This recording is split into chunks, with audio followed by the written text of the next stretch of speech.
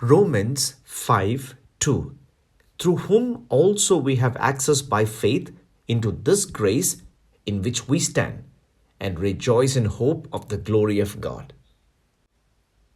The basis of our salvation is the grace of God through Jesus Christ. The grace of God that saved us also keeps us in salvation. We were saved by faith. It is by faith that we entered into the grace in which we stand. Apostle Paul explains to us the various works and nature of God's grace through various verses.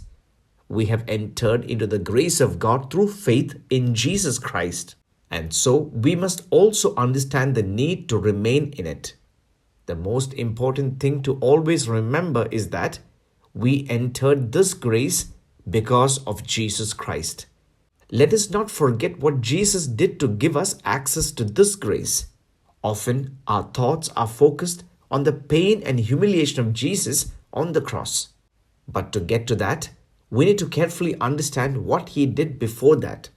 Christ, who was in the form of God in heaven, or was God himself, did not cling to equality with God or lay aside all the glory of the position of God and appeared as a man on earth.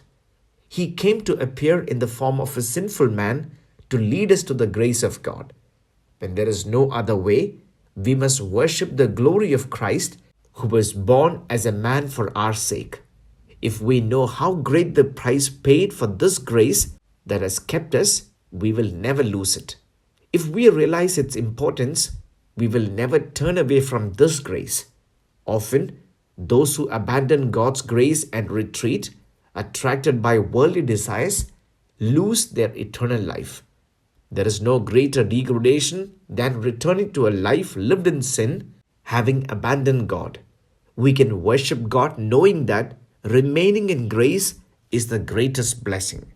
May God bless us.